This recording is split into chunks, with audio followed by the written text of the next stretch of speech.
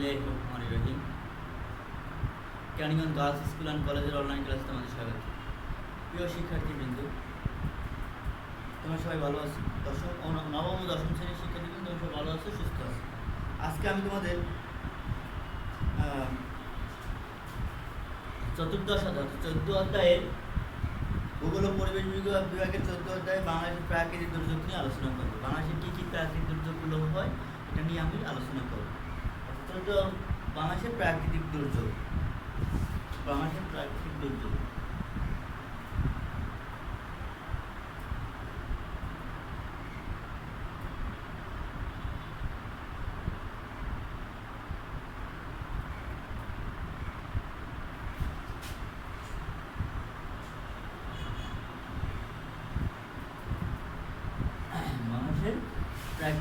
বাংলাদেশে অনেকগুলো প্রাকৃতিক দুর্যোগ হয়।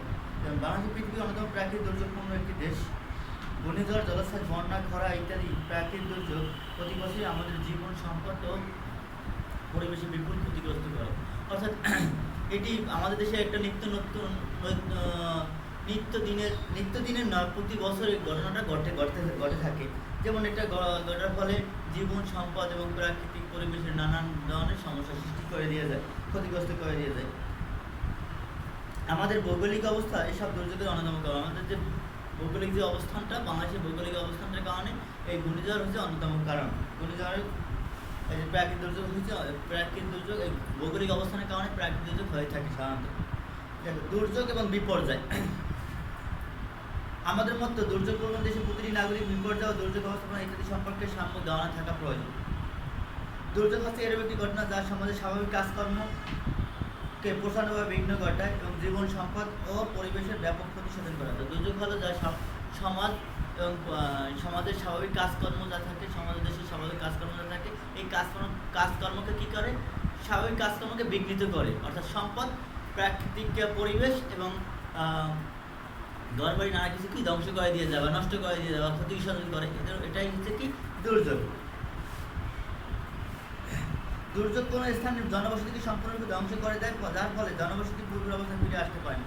অর্থাৎ দুর্যোগ এমন একটি অবস্থা যার ফলে কোনো স্থানের জনবসতিকে এমনভাবে ধ্বংস করে দেয় যা আর কখনো ফিরে আসতে পারে না, বা ওই রকম ফিরে আসতে পারে না, এরকম অবস্থা সৃষ্টি করে দিয়ে যায়। এর জন্য বাইরের সাহায্য বা হস্তক্ষেপের প্রয়োজন হয়। অন্যদিকে বিপর্যয় বলতে বোঝানো হয়েছে কোনো এক আকস্মিক ও চরম প্রাকৃতিক মানব সৃষ্ট ঘটনাকে বোঝায়। আর বিপর্যয় বলতে কোনো এক চরম আকস্মিক মানব সৃষ্ট ঘটনাকে বিপর্যয় বলা হয়। এটা জীবন, সম্পদ ও ইত্যাদির উপর প্রতিকূল আঘাত হানে। এটাও জীবন ও সম্পদ, প্রকৃতি ইত্যাদির উপর আঘাত হানে। এখন দেখো কি কি প্রাকৃতিক দুর্যোগ রয়েছে বাংলাদেশে। প্রাকৃতিক দুর্যোগ রয়েছে কি কি দেখো। বাংলাদেশের প্রাকৃতিক দুর্যোগের মধ্যে বন্যা অন্যতম। এই বন্যা, এক নম্বর কি বন্যা।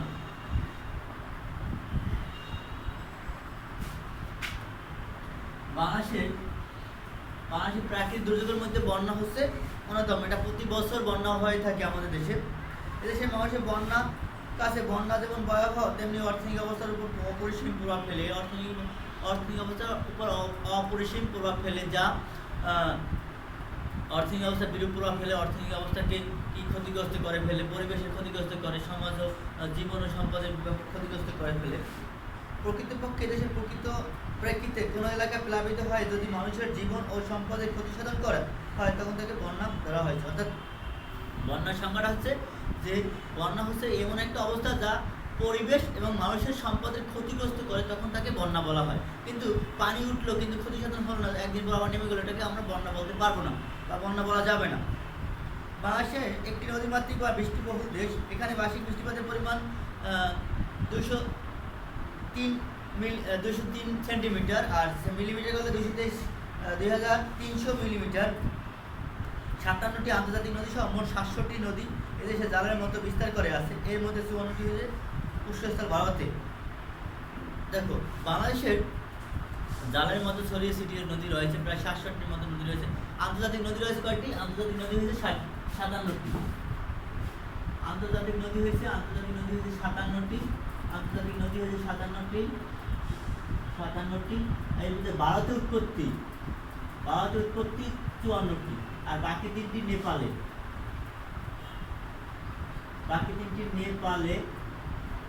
নেপালে উৎপত্তি হচ্ছে বাকি 3টি। তাহলে এই যে দেখো, তাহলে এই উৎস, অধিকাংশ নদীর উৎস হচ্ছে কোথায়? বাংলাদেশে দেশে জালের মতো ছড়িয়ে ছিটিয়ে নদী রয়েছে। এরপর দেখো বাংলাদেশের বন্যার কারণ কি কি? প্রাকৃতিক কারণগুলোর মধ্যে কি কি রয়েছে? উজানের প্রচুর বৃষ্টি, ভৌগোলিক অবস্থান, মৌসুমী জলবায়ু প্রভাব, মূল নদীর গভীরতা কম, অর্থাৎ যখন বন্যা, যখন বৃষ্টি অতিরিক্ত বৃষ্টি হতে হয় তখন মূল নদীর গভীরতা কম হলে এখানে এই বন্যার পানিগুলো, বৃষ্টির পানিগুলো নদী প্লাবিত হয়ে নদীর দুই পাশ কী করে? বন্যা প্লাবিত করে। শাখা নদীগুলো দ্বারা পলি দ্বারা আবৃত, আমাদের নদীতে পলি দ্বারা আবৃত হচ্ছে ফলে কি? নদীতে পানি ধারণ ক্ষমতা কম। হিমালয় বরফ পানি প্রবাহ, বঙ্গোপসাগরের তীব্র জোয়ার ভাটা, ভূমিকম্প। মানব সৃষ্ট কী কী কারণ রয়েছে দেখো? নদী অববাহিকায় ব্যাপক বৃক্ষ কর্তন, অর্থাৎ যেসব নদীর আশেপাশে এলাকাগুলো কি ব্যাপক বৃক্ষ আমরা কর্তন করছি, নিজেদের প্রয়োজনে ব্যবহার করছি, কিন্তু আমরা বৃক্ষরোপণ করছি না। গঙ্গা নদীর উপর নির্মিত ফারাক্কা বাঁধ, অন্যান্য নদীতে নির্মিত বাঁধের প্রভাব, অপরিকল্পিত নগরায়নের ফলেও আমাদের বন্যা হয়ে থাকে। এরপর দেখো বন্যার শ্রেণী বিভাগ। বন্যার শ্রেণী বিভাগকে কয়টি ভাগে ভাগ করা হয়? বন্যার শ্রেণী বিভাগ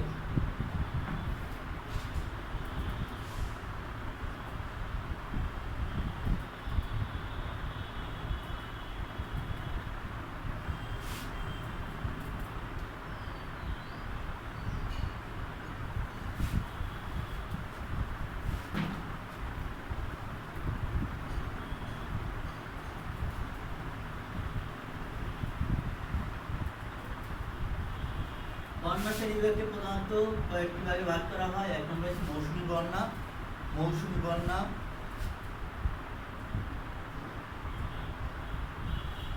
মৌসুমী বন্যা,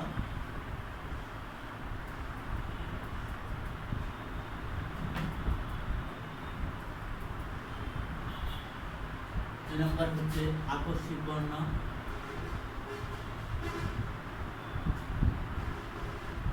আকস্মিক বন্যা, তিন নম্বর হচ্ছে ঋতু জোয়ার ভাটা জনিত বন্যা, জোয়ার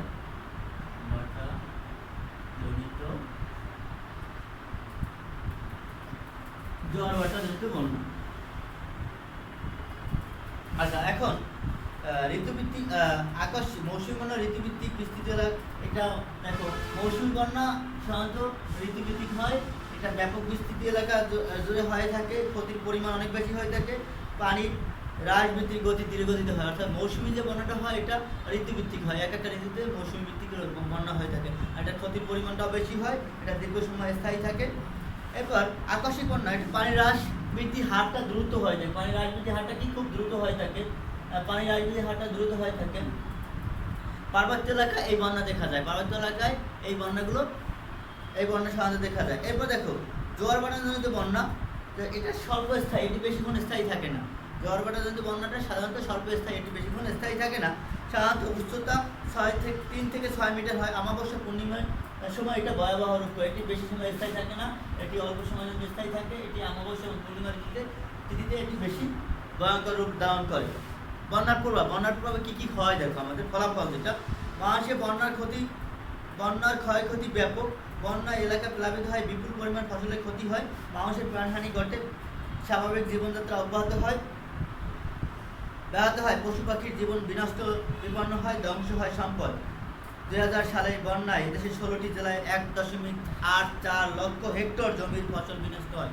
2000 সালে বন্যায় 16টি জেলায় প্রায় 1.84 হেক্টর জমির ফসল বিনষ্ট হয়। উৎপাদন আকারের ক্ষতির পরিমাণ ছিল 5.28 লক্ষ মেট্রিক টন। পৃথিবীর সর্ববৃহৎ বদ্বীপ বাংলাদেশ, কি বাংলাদেশ, তথা এই ডালু সমভূমি দেশের বিভিন্ন শতাব্দীতে বন্যা হয়েছে। 1954 সাল থেকে 2004 সালের মধ্যে 1974 সালে, 1978, 1984, 1988, 1998, 2004 সালে বন্যা ছিল ভয়াবহ। অর্থাৎ 2000 সাল থেকে 1954 সাল থেকে বর্তমান 2004 সাল পর্যন্ত যে ভয়াবহ ঘূর্ণিঝড় বন্যাগুলো হয়েছিল, এর ভিতরে 1974, 1978, 1988, 1998, 2004 সালে কি বন্যা ছিল ভয়াবহ। 1998 সালে দীর্ঘস্থায়ী বন্যায় সবচেয়ে বেশি এলাকায় ক্ষতিগ্রস্ত হয়। বাংলাদেশে বর্ষাকালে প্রবল বৃষ্টিপাতের যে রেকর্ড হয় তা তুলনাহীন বলা যায়। বাংলাদেশের ভৌগোলিক অবস্থান জলবায়ুর কারণে বন্যা এদেশের একটি চির চিরপরিচিত প্রাকৃতিক দুর্যোগ। বাংলাদেশের ভৌগোলিক অবস্থান এবং জলবায়ুগত কারণে এদেশে বন্যা একটি চিরপরিচিত প্রাকৃতিক দুর্যোগ। প্রাকৃতিক দুর্যোগ জনজীবনকে বিপর্যস্ত করে তোলে, তাই বলা যায় দুর্যোগ ও বিপর্যয় পরস্পর সম্পর্কযুক্ত। দুর্যোগ ও বিপর্যয় পরস্পর সম্পর্কযুক্ত। এই বিপর্যয়কে পরাভূত করা একান্ত প্রয়োজন। এ লক্ষ্যে অতীতকাল থেকে মানুষ বন্যা প্রতিকারের প্রচেষ্টা গ্রহণ করে আসছে। এখন দেখো বন্যা নিয়ন্ত্রণে আমি কি কি পদক্ষেপ গ্রহণ করতে পারি। দেখো, একটা সাধারণ ব্যবস্থাপনা কি? সহজে স্থানান্তরিত হয় এমন বসতি তৈরি করা। 2, নদীর তীরে ঘন জঙ্গল সৃষ্টি করা, অর্থাৎ নদীর পাশে ঘন জঙ্গল গাছপালা বেশি রোপণ করা। 3, নদী শাসন ব্যবস্থা সুনিশ্চিত করা। নদী শাসন ব্যবস্থা, নদী যদি ভরাট হয়ে যায় এটাকে খনন করে আবার নদীর গতিপথকে সচল রাখা, নদীর নাব্যতা রক্ষা করা। পুকুর, নালা, বিল প্রভৃতি খনন করা এবং পানি সেচের জন্য সংরক্ষণ করা। পুকুর, নালা, বিল খনন করা এবং পানি সেচের জন্য সংরক্ষণ করা। প্রতি বছর বন্যার মোকাবেলার জন্য সরকারিভাবে স্থায়ী প্রশাসনিক কাঠামো গড়ে তোলা। শ্রম, সাধ্য এবং ব্যয়বহুল প্রকৌশল ব্যবস্থাপনা কি? ড্রেজারের মাধ্যমে নদীর পানির পরিবহনের ক্ষমতা বৃদ্ধি করা। ড্রেজারের মাধ্যমে বালি নদী যদি ভরাট হয়ে যায় এগুলো কি অপসারণ করে নদীর পানির চলাচলকে অব্যাহত রাখা। এরপর সন্নিহিত স্থানে জলাধার নির্মাণের মাধ্যমে পানি প্রবাহকে সম্পূর্ণ নিয়ন্ত্রণ করা। বাঁধ থেকে আসা পানিকে বাইরের বাঁধের সাহায্যে নিয়ন্ত্রণ ও নিষ্কাশনের ব্যবস্থা করা। উপকূলবর্তী এলাকার পানির অনুপ্রবেশ বন্ধ করা। নদীর তীরকে স্থায়ী সুদৃঢ় কাঠামোর সাহায্যে সংরক্ষণ করা, অর্থাৎ নদীর পাশে পাইলিংয়ের ব্যবস্থা করা। আর সহজ প্রকৌশলী নদীর তীরে বেড়িবাঁধ দিয়ে নদীর পাশে বৃক্ষরোপণ করা। দেশের সর্বত্র বনায়ন সৃষ্টি করা। রাস্তাঘাট নির্মাণের ক্ষেত্রে পরিকল্পিত পানি নিষ্কাশনের ব্যবস্থা করা ইত্যাদি। বন্যা এদেশের স্বাভাবিক জীবনযাত্রাকে উন্নয়নকে ব্যাহত করে। বন্যা এদেশের মানুষের স্বাভাবিক উন্নয়ন যাত্রাকে ব্যাহত করে থাকে। তাই বলা যায় বন্যা বাংলাদেশের মানুষের জন্য একটি ভয়াবহ সমস্যা। বাংলাদেশের মানুষের জন্য একটি ভয়াবহ সমস্যা। এই সমস্যা নিয়ন্ত্রণের জন্য বিভিন্ন প্রকল্প কর্মসূচি গ্রহণ করা হয়েছে এবং কিছু প্রচেষ্টা পরিকল্পনাধীন আছে। বাংলাদেশের প্রধান 3টি নদীর উৎস চীন, নেপাল, ভারত, ভুটান ইত্যাদি। 3টি নদীর মোট অববাহিকা 15,54,000 বর্গ কিলোমিটার, যার মাত্র 60% এলাকা এদেশে অবস্থিত। এই যে বাংলাদেশে যে ভারত এবং নেপাল থেকে যে নদীগুলো আসে তার মোট আয়তন, মোট অববাহিকা হয়েছে 15,54,000 কিলোমিটার। এর ভিতরে মাত্র 60% বাংলাদেশে রয়েছে। কিন্তু এসব নদী প্রবাহে 80% পানি বাইরে থেকে আসে এবং বন্যার জন্য দায়ী 90% পানি 3টি নদী দিয়ে আসে। তাই বলা যায় নিয়ন্ত্রণ ও এর মাধ্যমে ক্ষয়ক্ষতি হ্রাস করা প্রয়োজন আঞ্চলিক ও আন্তর্জাতিক সাহায্য এবং সহযোগিতার মাধ্যমে। এবার দেখো 2 নম্বর আছে কি? 2 নম্বর আছে খরা। 1 নম্বর আছে কি? বন্যা। 2 নম্বর আছে খরা। খরা হচ্ছে কি? দীর্ঘদিন যদি কোনো পানি প্রবাহ বা দীর্ঘদিন যদি বৃষ্টিপাত না হওয়ার যে অবস্থা সৃষ্টি হয় তা হলো খরা। অনেকদিন বৃষ্টিহীন অবস্থা থাকলে এবং অপর্যাপ্ত বৃষ্টিপাত হলে মাটির আর্দ্রতা কমে যায়, সেই সঙ্গে মাটির ও স্বাভাবিক বৈশিষ্ট্য বা কোমলতা হারিয়ে রুক্ষ রূপ ধারণ করে খরায় পরিণত হয়। অনেকদিন যদি বৃষ্টিপাত হয়, অনেকদিন যদি পানির স্বল্পতা দেখা যায়, তাহলে মাটির যে রুক্ষ রূপ অবস্থা ধারণ করে এটাই হচ্ছে খরার।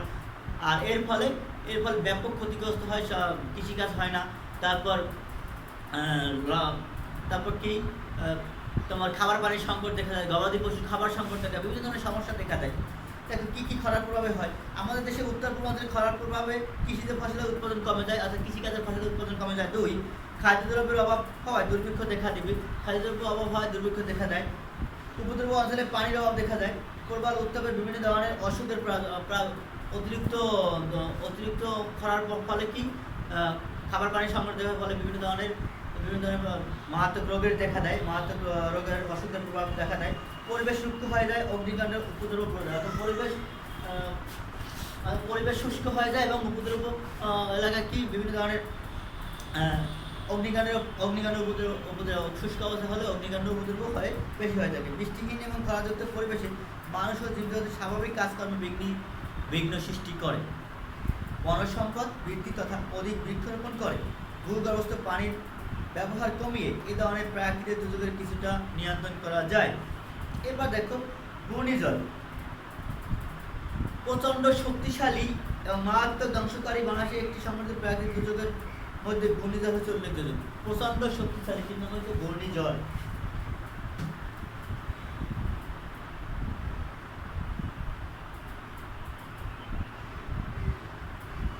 প্রচণ্ড শক্তিশালী এবং মারাত্মক ক্ষতি ক্ষয়ক্ষতির পরিমাণে ক্ষয়ক্ষতি এবং ধ্বংসকারী বাংলাদেশের যে দুর্যোগ দেখা যায় তার মধ্যে ঘূর্ণিঝড় হচ্ছে অন্যতম। স্থান অনুসারে ঘূর্ণিঝড় বিভিন্ন নামকরণ করা হয়, তোমরা পূর্বে জেনেছ। ঘূর্ণিঝড় কেন্দ্রমুখী ও ঊর্ধ্বমুখী বায়ুরূপে পরিচিত।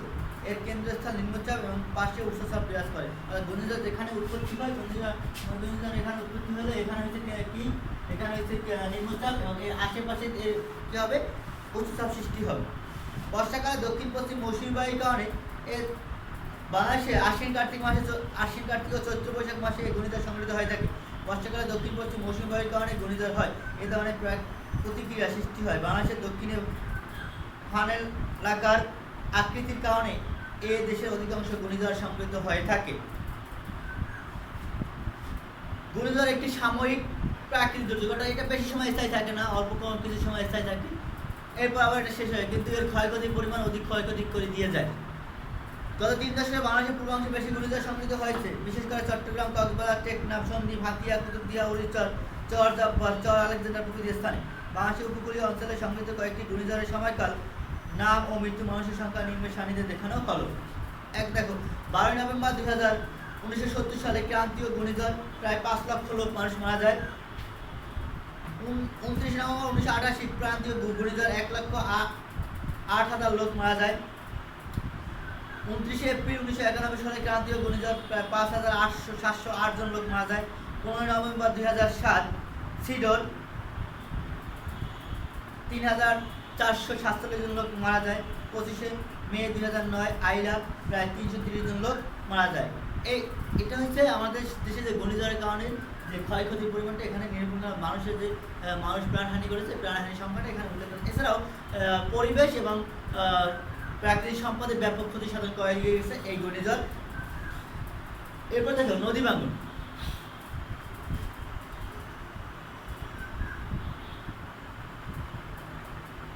নদী ভাঙন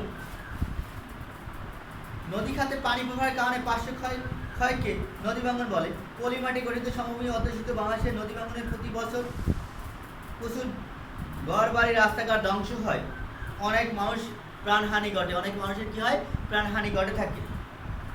নদী ভাঙনের কারণ কি কি কারণে নদী ভাঙন হয় সাধারণত দেখো, জলবায়ু পরিবর্তন, নদী প্রবাহ গতি, তীব্র গতিবেগ, নদীর গতিপথ পরিবর্তন, নদী গতিপথ পরিবর্তন, অর্থাৎ নদী এদিকে যাচ্ছে, ভূমিকম্প ফলে নদী এদিকে যাচ্ছে, নদী এখানে ভূমিকম্প ফলে এখানে উচ্চভূমি সৃষ্টি হয়েছে, ফলে নদী গতি পরিবর্তন হয়ে অন্যদিকে চলে যাবে, শাখা নদীর দিকে থাকবে, শাখা নদীর দিকে নদী গতি পরিবর্তন হয়ে অন্যদিকে চলে যাবে। এর ফলে পার্শ্ববর্তী এলাকায় কি ভাঙনের সৃষ্টি হবে। এরপরে দেখো রাসায়নিক দ্রব্যের উপস্থিতি, এর কারণে সাধারণত নদী ভাঙন হয়ে থাকে। আমরা পূর্বে আরেকটা অধ্যায় প্রাকৃতিক দুর্যোগের যে অধ্যায় অষ্টম অধ্যায় নবম অধ্যায় ষষ্ঠ অধ্যায় যেটা পড়েছিলাম, পূর্বে একটা অধ্যায় পড়েছিলাম, ওই অধ্যায়ের ভিতরে এখানে তোমার এই যে নদী ভাঙনের কারণগুলো ছিল। এবার বাহিত শিলার কঠিনতা, ভূগর্ভের ফাটলের উপস্থিতি এবং বৃক্ষ নিধন হচ্ছে, এটা হচ্ছে মানবসৃষ্ট কারণ। নদী ভাঙন মানবসৃষ্ট অন্যতম কারণ হচ্ছে বৃক্ষ নিধন। স্বল্প আয়তন বিশিষ্ট বাংলাদেশের নদী ভাঙনকে একটি মারাত্মক প্রাকৃতিক দুর্যোগ বলে। বর্ষাকালে নদী ভাঙন বেশি হয়ে থাকে, অর্থাৎ স্বল্প আয়তন বিশিষ্ট বর্ষাকালে আমাদের দেশে নদী ভাঙন বেশি হয়ে থাকে। প্রতি বছর বন্যা মৌসুমে সন্নিহিত প্রায় 40টি ছোট বড় নদীতে নদী ভাঙন দেখা যায়। অনেক সময় নদী তীরে খরাজনিত ব্যাপক ফাটলের সৃষ্টি হলে তার প্রভাবে নদীতে ভাঙন সৃষ্টি হয়। এখন দেখো নদী ভাঙনজনিত ক্ষতির পরিমাণ, কি কি ক্ষতি হয় দেখো আমাদের দেশে। বাংলাদেশের নদীমাতৃক দেশ হয়, নদী ভাঙন দেশের জন্য একটি নিয়মিত সমস্যা বলা যায়। নদী ভাঙনের ক্ষতি ব্যাপক আকারে ধারণ করে, নদী ভাঙনের ক্ষতি ব্যাপক আকারে ধারণ করে। আগুন যদি কোনো এলাকায় আগুন লাগলে হয়তো ঘর বাড়ি সম্পদ বিনষ্ট হয়ে যায়, কিন্তু তার যে জমিটা থাকে পরবর্তী সে এখানে আবার ঘর তুলতে পারে, থাকার একটা জায়গা তৈরি করতে পারে। কিন্তু নদী ভাঙনের ফলে সে একদম নিঃস্ব হয়ে যায়, তার কিছুই থাকে না, জমিটা পর্যন্তই থাকে না। এদেশে প্রতি বছর পদ্মা, যমুনা, মেঘনা, তিস্তা সহ 410টি নদী উপনদীতে বন্যা এবং সন্নিহিত নদী ভাঙনের ঘটনা থাকে। তাহলে কয়টা নদীতে নদী ভাঙন করে থাকে দেশে? প্রায় 410টি। এদেশে মানুষের নদী ভাঙন নামক দুর্যোগের সঙ্গে কম বেশি জড়িত। এর মধ্যে প্রায় 1.5 মিলিয়ন লোক প্রত্যক্ষভাবে নদী ভাঙন দ্বারা ক্ষতিগ্রস্ত হয়। এদের মধ্যে প্রায় 3 লক্ষ লোক আশ্রয় নেয় বিভিন্ন সরকারি ও বেসরকারি শিক্ষা প্রতিষ্ঠানে। রাস্তাঘাট বাঁধের উপর। অন্যদিকে বাংলাদেশের প্রতি বছর প্রায় 200 কোটি টাকার ক্ষতির সম্মুখীন হয় এই নদী ভাঙনের ফলে। বাংলাদেশে প্রায় প্রতি বছর 200 কোটি টাকা ক্ষতি করছে। আর নদী ভাঙনে কি রাস্তাঘাট, ঘর বাড়ি, আসবাবপত্র সবকিছু কি নদীর গর্ভে বিলীন করে দিয়ে যায়। এছাড়া প্রতি বছর প্রায় 8700 হেক্টর জমি নদী ভাঙনে নিঃশেষ হয়ে যায়। অর্থাৎ নদী ভাঙনে নিঃশেষ হয়ে যায় 8700 একর জমি। নদী ভাঙনে ক্ষতিগ্রস্ত উপাদান কি কি? খামার, চাষযোগ্য জমি, আর দুর্যোগ আশ্রয়স্থল, বৈদ্যুতিক টাওয়ার, পারিবারিক ও অন্যান্য সম্পদ, বসতবাড়ি, ফসল, গবাদি পশু, গাছপালা, সেচ প্রকল্প, সামাজিক প্রতিষ্ঠান ইত্যাদি নদীর গর্ভে বিলীন হয়ে যায়। নদী ভাঙনে বাংলাদেশের একটি চলমান প্রক্রিয়া। এদেশের প্রধান নদী ও শাখা নদী দ্বারা কম বেশি নদী ভাঙনের প্রক্রিয়া চলে। এদেশে প্রায় 100টি উপজেলা নদী ভাঙন ঘটে। এই একটা অবজেক্টিভ আসে যে বাংলাদেশে কতটি উপজেলা নদী ভাঙন সংঘটিত হয়। কয়টি উপজেলায়? 100টি উপজেলা নদী ভাঙন সংঘটিত হয় থাকে। জুন থেকে সেপ্টেম্বর মাসে মৌসুমী বায়ুর প্রভাবে প্রবল বৃষ্টিপাতের নদী ভাঙনের জমির মালিকগণ সবচেয়ে বেশি ক্ষতিগ্রস্ত হয়। এখন যদি কোশ্চেন আসে যে কোন সময়টায় নদী ভাঙন বেশি হয়, জুন থেকে সেপ্টেম্বর মাস পর্যন্ত এই সময় বৃষ্টিপাত বেশি হয়, ফলে এই সময় কি হয়? নদী ভাঙনটাও বেশি ঘটে থাকে। এই কারণে ভূমিহীন মানুষের স্থানান্তর ঘটে।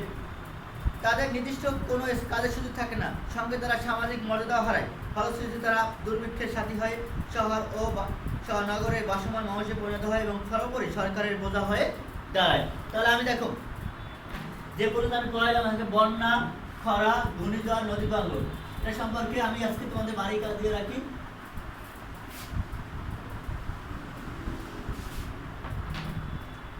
বাড়ির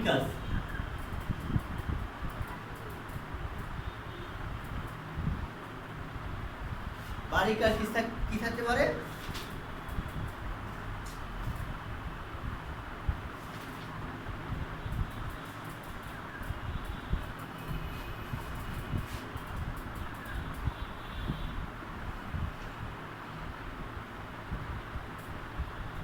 দুর্যোগ ও বিপর্যয়। বিপর্যয় বলতে কি বোঝায়? বিপর্যয় বলতে কি বুঝো?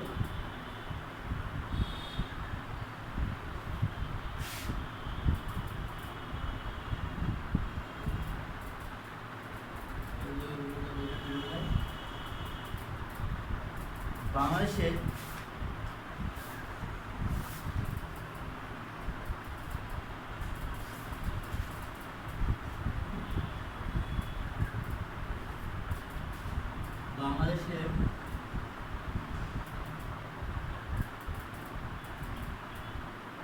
বিভিন্ন ধরনের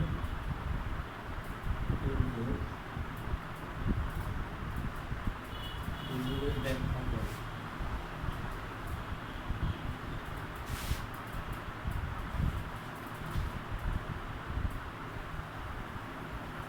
বাংলাদেশের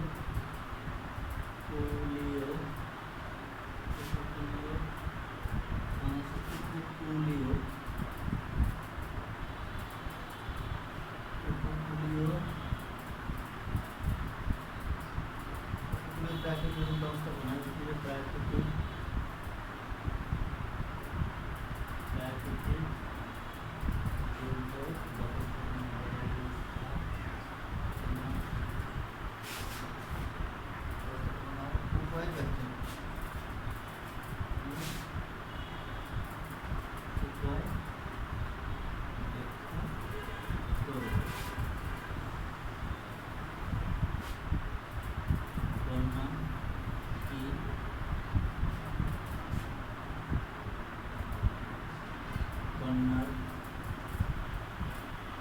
শ্রেণীবিভাগ উল্লেখ করে